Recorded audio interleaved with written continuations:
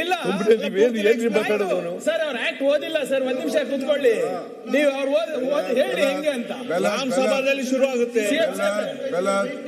ನೀನು ಅರ್ಬನ್ ನಿಂದ ಬಂದಿದ್ದಪ್ಪ, ನಿನಗೆ ನರೇಗಾ ವಿಚಾರ ಗೊತ್ತಿಲ್ಲ. ಈಗ ಇರೋ ಕಾನೂನು, ಈಗ ಆಕ್ಟ್ ಏನ್ ತಂದಿದ್ದಾರೆ ಅಂತ ನೀವು ಪುಸ್ತಕ ಫಸ್ಟ್ ಓದಿ ಸರ್. ಅವ್ರು ಹೇಳಿ ಮಂತ್ರಿಗಳ ಬೆಂಗಳೂರಲ್ಲಿ ಈಗ ಸಿಎಂ ಏನೋ ಹೇಳ್ತಾ ಇದ್ದಾರೆ. ಒಂದ್ ನಿಮಿಷ ಸರ್. ಉಪನಾಯಕರು ಹೇಳಿದ್ದಕ್ಕೆ ನಾವೆಲ್ಲ ಕೇಳ್ತಾ ಇದ್ದೇವೆ. ಅವರು ಮಾತಾಡಕ್ಕೆ ಈಗ ಕೂತ್ಕೊಂಡು ನಾವ್ ಹೇಳಿದೀವಿ, ಅವ್ರು ಎಕ್ಸ್ಪ್ಲೇನ್ ಮಾಡ್ಲಿ. ನಿಮ್ಗೆ ವ್ಯಾಪಕವಾಗಿ ನಾಳೆಲ್ಲ ಫುಲ್ ಹೇಳ್ತೀವಿ. ನೀವು ತಂದಿರೋಂತ ಆಕ್ಟು, ಹಳೆ ಆಕ್ಟ್ ಏನಿದೆ ಅಂತ ಕಂಪ್ಲೀಟ್ ಎಲ್ಲ ಬಿಡಿಸಿ ನೀವು ಹೇಳಿ. ನೀವು ಕಣ್ಸಿ, ಏನ್ ತೊಂದರೆ ಇಲ್ಲ, ನಿಮ್ ಸರಿ ಇಲ್ಲ, ನೀವು ಲೂಟಿ ಮಾಡ್ಬಿಟ್ಟಿದ್ರಿ, ನಾವು ಇದನ್ನ ಸರಿ ಮಾಡಿದ್ವಿ ಅಂತ ನೀವು ಹೇಳಿ. ಏನು ಇನ್ನ ವಿಚಾರನೇ ನಿಮ್ಗೆ ಅವ್ರದ್ದು ಅನುಭವನ, 20 ವರ್ಷದ ಅನುಭವನ ನಿಮ್ ಮುಂದೆ, ಜನರ ಮುಂದೆ ಇಡ್ತಾ ಇದ್ದಾರೆ. Why are you so hurrying? You can't become a opposition leader immediately or the party president. It is impossible. ಅವರೇ ಇರ್ತಾರೆ, ಇವನು ವಿಜೇಂದ್ರ ಇರ್ತಾರೆ, ಇಲ್ಲಾಂದ್ರೆ ಅಪೋಸಿಷನ್. ನಮ್ಗೇನು ಅವಸರ ಇಲ್ಲ. ನೀವು ಮುಖ್ಯಮಂತ್ರಿ ಯಾವಾಗ ಆಗ್ತೀರಾ ನಾವು ಕಾಯ್ತಾ ಇದ್ದೇವೆ ಅಷ್ಟೇ. Don't worry. ಹೇಳಿ ಸರ್. ಈಗ ಹೇಳ್ತೀನಿ.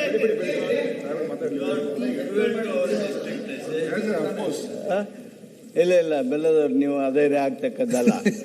ಅವ್ರು ಶಿವಕುಮಾರ್ ಅವ್ರು ಏನೇ ಹೇಳಿ ಅಧೈರ್ಯ ಆಗ್ಬೇಡ್ರಿ ನೀವು. ಸರ್, ನಮ್ದು ಎಲ್ಲಾರ್ದು ಇಡೀ ರಾಜ್ಯದ ಲಕ್ಷ್ಯ ಇವತ್ತು ಅವರಿಬ್ಬರ ಮೇಲೆ ಐತಿ. ಉಳಿದ್ರ ಬಗ್ಗೆ ಯಾರಿಲ್ಲ. ಇಡೀ ರಾಜ್ಯದ ಲಕ್ಷ್ಯ ಮುಖ್ಯಮಂತ್ರಿಗಳ ಉಪಮುಖ್ಯಮಂತ್ರಿಗಳ ಮೇಲೆ ಇದೆ. ಬೆಲ್ಲದವ್ರೆ, ಇವರು ಶಿವಕುಮಾರ್ ಅವ್ರು ಹೇಳಿದ್ರಲ್ಲ, you are from urban area. ಕೂತ್ಕೊಳ್ರಿ ಸ್ವಲ್ಪ. ನೀವು ಯಾಕೆ, ನಮ್ಮ ರಾಚಯ್ಯನವ್ರು ಹೇಳ್ತಾ ಇದ್ರು, ನಾನು ಹೇಳಕ್ ಹೋಗಲ್ಲ ಅದನ್ನ. ಬೇಡ ಅಲ್ಲ. ನಮಗ್ ಕೆಲವರಿಗೆ ಗೊತ್ತಿಲ್ಲ. ಹೇಳಿ ಸರ್. ಎಲ್ಲರೂ ಹೇಳ್ತಾ ಇದ್ದಾರೆ ಹೇಳ್ಬೇಡಿ ಅಂತ. ಅದರಿಂದ ಹೇಳಿ. ಸ್ವಲ್ಪ ಮಂದಿ ಗೊತ್ತಿಲ್ಲ, ಹೇಳಿ. ಅದು ನಮಗ್ ಕೆಲವೊಬ್ಬರಿಗೆ ಗೊತ್ತಿಲ್ಲ, ಹೇಳಿ. ಅದು ಮತ್ತೆ ಕೇಳಿ ರೂಮಲ್ಲಿ ಕೊಲ್ತಾರೆ ಅವಾಗ. ನೀವು ಮಾತಾಡುವಾಗ, ಮಾನ್ಯ ಬೆಲ್ಲದವ್ರೆ, ನೀವು ಮಾತಾಡುವಾಗ ಸರಿಯಾಗಿ ಓದ್ಕೊಬರ್ರಿ. ನಿಮ್ಮ ಆಕ್ಟ್ನೆಲ್ಲ VBG ರಾಮ್ಜಿ ಆಕ್ಟ್ ಎಲ್ಲ ಪೂರ ಓದ್ಕೊಬರ್ರಿ. ಓದ್ಕೊಬಂದು ನಾನು ಹೇಳ್ದದ್ನೆಲ್ಲ ಸರಿ ಇಲ್ಲದೆ ಹೋದ್ರೆ ಸರಿ ಇಲ್ಲ, ಈ ತರ ನಮ್ಮ ಆಕ್ಟ್ ಹೇಳ್ತದೆ ಅಂತ ಹೇಳಿ. ನಾ ಬೇಡ ಅಂತ ಹೇಳ್ತೀನಾ? ಆಕ್ಟ್ನಾಗ ಬೇಡ ಅಂತ ಹೇಳ್ತೀನಾ? ನೀವು ಆಕ್ಟ್ ಪಾಸ್ ಮಾಡಿಬಿಟ್ಟಿದ್ದೀರಿ. ಯಾಕೆ ಪದೇ ಪದೇ ಎದ್ದೀರಿ? ಎದ್ದೇಳಬಾರದು ಅಂತ ಮಾತಾಗಿರೋದು ಅಲ್ಲಿ. ಇಲ್ಲ ನಿನ್ ಜೊತೆ ಮಾತಾಡಲ್ಲ ನಾನು, ಇವ್ರ ಜೊತೆ ಮಾತಾಡ್ತೀನಿ. ಏನೋ ಫ್ರೆಂಡ್, ನನ್ನ ಫ್ರೆಂಡ್ ಮಗ ಅಂತ ನೀನು ಮಾತಾಡಿದ್ರೆ, ನೀನು ಮಧ್ಯೆ ಹೇಳಕ್ಕೆ ಶುರು ಮಾಡ್ಬಿಟ್ರೆ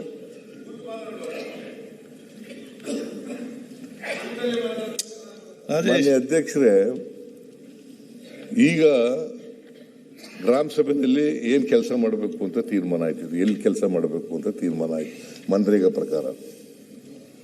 ಆಮೇಲೆ ವಿಕೇಂದ್ರೀಕರಣದ ಪ್ರಕಾರ 73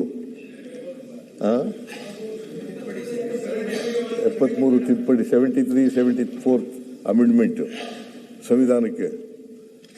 ಅದರ ಪ್ರಕಾರನೇ ಇದು ವಿಕೇಂದ್ರೀಕರಣ ಮಾಡಿರ್ತಕ್ಕಂಥದ್ದು.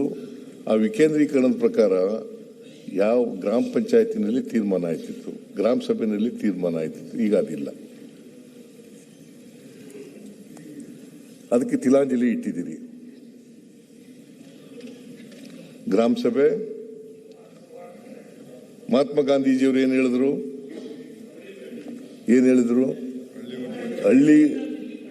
ಒಂದು ಹಳ್ಳಿನಲ್ಲಿ ಒಂದು ಪಂಚಾಯತಿ ಇರಬೇಕು, ಒಂದು ಸಹಕಾರ ಸಂಘ ಇರಬೇಕು, ಒಂದು ಶಾಲೆ ಇರಬೇಕು, ಅಲ್ವೇನಪ್ಪ? ಮೂರು, ಒಂದು ಶಾಲೆ, ಒಂದು ಪಂಚಾಯಿತಿ, ಒಂದು ಕೋಆಪರೇಟಿವ್ ಸೊಸೈಟಿ ಇರಬೇಕು ಅಂತ ನೆಹರೂರವ್ರು ಹೇಳಿದ್ದು. ಇದು ಮಹಾತ್ಮ ಗಾಂಧೀಜಿ ಅಲ್ಲ, ನೆಹರೂರವ್ರು ಹೇಳಿದ್ದು. ಏನ್ರಿ ಪಾಟೀಲ್ರೆ, ನೀವು ಕೋಆಪರೇಟಿವ್ ಮೂವ್ಮೆಂಟ್ನಲ್ಲಿ ಇದ್ರಿ, ಇವ್ರು ಕೋಆಪರೇಟಿವ್ ಮಿನಿಸ್ಟರ್ ಆಗಿದ್ರು. ನಾನು ಈಗ ಕೋಆಪರೇಷನ್ ನನಗೆ ಬಂದಿದೆ. ಅದರಿಂದ ನೆಹರೂರವರು ಅವ್ರ ಕಾಲದಲ್ಲಿ ಹೇಳಿದ್ದದು, ಪ್ರಧಾನಮಂತ್ರಿ ಆಗಿದ್ದಾಗ ನೆಹರೂರವರು ಹೇಳಿದ್ದದು. ಮಹಾತ್ಮ ಗಾಂಧೀಜಿಯವರು ಏನು ಹೇಳಿದ್ರು ಅಂತಂದ್ರೆ, ಗ್ರಾಮಗಳ ಸ್ವಾತಂತ್ರ್ಯ ಮತ್ತೆ ಸ್ವಾವಲಂಬನೆ ಆಗದೇನೆ ದೇಶ ಪ್ರಗತಿ ಆಗಲ್ಲ. ಗ್ರಾಮಗಳು ಅಭಿವೃದ್ಧಿ ಆಗದೇನೆ ದೇಶ ಅಭಿವೃದ್ಧಿ ಆಗಲಿಕ್ಕೆ ಸಾಧ್ಯ ಇಲ್ಲ. ಅದಕ್ಕೋಸ್ಕರವಾಗಿ ಗ್ರಾಮಗಳು ಶಕ್ತಿಯುತವಾಗಿ ಆಗಬೇಕು, ಆರ್ಥಿಕವಾಗಿ ಸಾಮಾಜಿಕವಾಗಿ ಶಕ್ತಿಯುತವಾಗಿ ಆಗಬೇಕು. ಆಗ ಮಾತ್ರ ದೇಶ ಉದ್ಧಾರ ಆಗಲಿಕ್ಕೆ ಸಾಧ್ಯ ಆಗ್ತದೆ. ಭಾರತ ಹಳ್ಳಿಗಳ ದೇಶ. ಹಳ್ಳಿಗಳಲ್ಲಿ ಉದ್ಯೋಗ ಬೇಕಾಗಿರ್ತಕ್ಕಂಥವ್ರು ಬಹಳ ಜನ ಇದ್ದಾರೆ.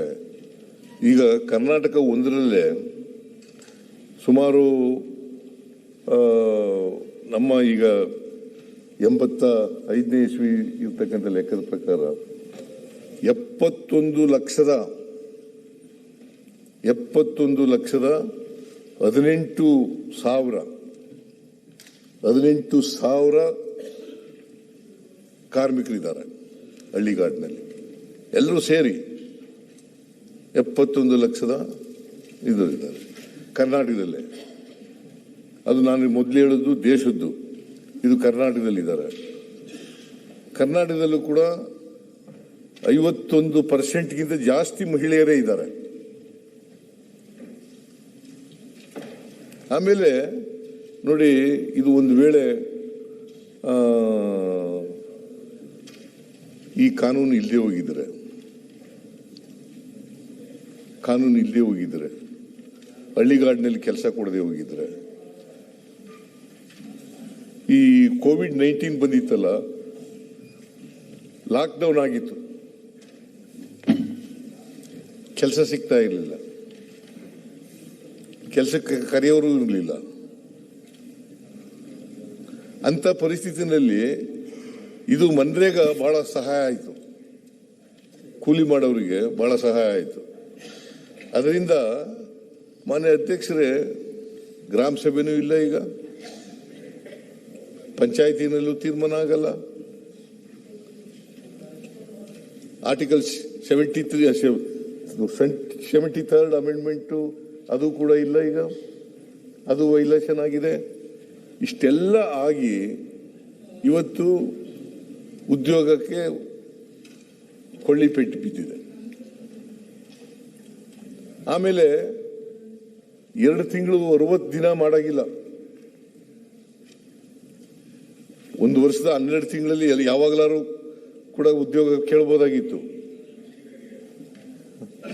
ಈಗ ವರ್ಷದಲ್ಲಿ 60 ದಿನ ಮಾಡಾಗಿಲ್ಲ.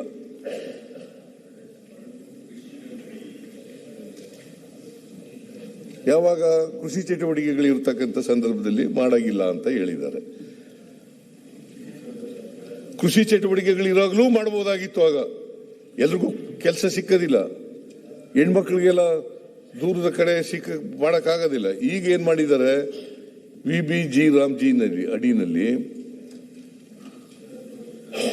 ಕೇಂದ್ರ ತೀರ್ಮಾನ ಮಾಡಬೇಕು ಯಾವ ಪಂಚಾಯತಿನಲ್ಲಿ, ಅದಕ್ಕೆ ಮತ್ತೆ ಅನುದಾನ ಕೊಡಬೇಕು.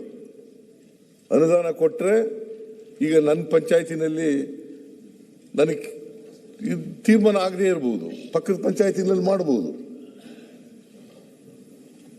ನಮ್ಮ ಪಂಚಾಯತಿನಲ್ಲಿ ಇಲ್ಲದೆ ಇರಬಹುದು, ಅಥವಾ ಪಕ್ಕದ ಪಂಚಾಯತಿನಲ್ಲಿ ಕೆಲಸ ತಗೋಬಹುದು, ನನ್ನ ಪಂಚಾಯತಿನಲ್ಲಿ ಇಲ್ಲ. ಆಮೇಲೆ ಈ ಇವರು ಕಾಂಟ್ರಾಕ್ಟರ್ಗಳು ಇರ್ತಾ ಇರಲಿಲ್ಲ, ಕಾಂಟ್ರಾಕ್ಟರ್ಗಳು ನಿಷೇಧ ಇತ್ತು.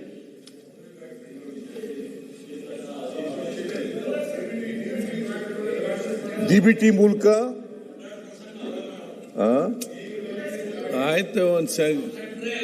ಅದು ನಿಮ್ಮ ಊರಲ್ಲಿದ್ದಾಗ ಎಲ್ಲ ಇರ್ಬೇಕಂತೆಲ್ಲ ಸೌದಿ ಅವರೇ ಇವರು ಉದ್ದೇಶಪೂರ್ವಕ ಮಾಡ್ತಾ ಇದ್ದಾರೆ ಅಂತ ಅನ್ಸುತ್ತೆ. ಆಕ್ಟ್ ಪ್ರಕಾರ 60 ದಿವಸದ ಸಜೆಷನ್ ಕೊಟ್ಟದ್ದು ಇದೆ ಯುಪಿಎ ಗವರ್ಮೆಂಟ್ ಇಲ್ಲ. ಶರದ್ ಪವಾರ್ ಅವರು ಕೊಟ್ಟ ಸಜೆಷನ್ ಅದು. ಯುಪಿಎ ಆಕ್ಟ್ ಓದಿ, ನೀವು ಮನ್ರೇಗಾ ಆಕ್ಟ್ ಓದಿ, ಮನ್ರೇಗಾ ಆಕ್ಟ್ ಪ್ರಕಾರ ಅದ್ರ ಪ್ರಕಾರ ಕಾಂಟ್ರಾಕ್ಟರ್ ಇಲ್ಲ. ಏನ್ರಿ ನೀವು ಗ್ರಾಮೀಣಾಭಿವೃದ್ಧಿ ಮಂತ್ರಿ ಆಗಿದ್ರಿ?